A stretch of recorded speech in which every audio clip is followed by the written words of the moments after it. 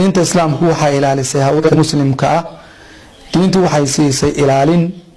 xifdin iyo xuquuq iyo sharaf idsiisay aan jirin haweenku waxay kamid yihiin udub dhaxaadka bulshada la'aantoodna koomkani ma jireen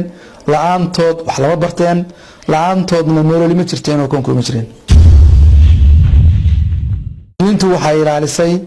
gabadha muslimada irdigeeda iyo sharafteeda iyo karaamadeeda waxay ilaalisay nafteeda waxay ilaalisay maalkeeda waxay ilaalisay aqligeeda waxay ilaalisay ubadkeeda iyo nasliga iyo tarankeeda ilaalisay waxaan rabnaa haweenkeena hooyooyinkeen iyo walaalaheen in lagu tarbiyeeyo oo la baro diinta islaamka maxaa yeelay diinta islaamka waxay siisay xuquuq idsiisay aan jirinin xuquuqda dumarka waxaa si cad u qeexday oo xuquuq idsiisay aan jirin siiyay waa diinta islaamka idan la cidii ku samaysa gaboodfal iyo xadgudub hooyooyinka iyo gabdhaha islaamka waxa loo baahan yahay in la tiigsado sharcigaasina uu dhab noqdo oo la fuliyo ummadu waxay ku badbaadaysaa dhammaanteed hooyooyinka dadka tamarta daran caruurta waayeelka hantidoodu waxay ku badbaadayaan in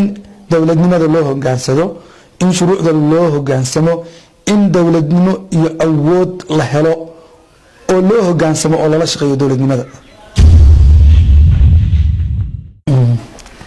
dowladda iyo xukuumadda waxaa laga rabaa in xukunka ay socodsiiso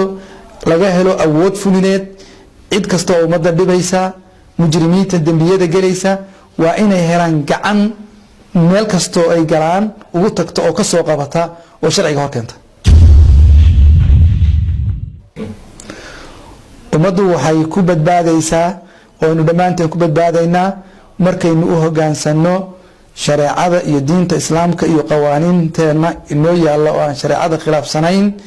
oo aynu dhammaanteen u hogaansano lana fuliyo awood fulineed aynu helo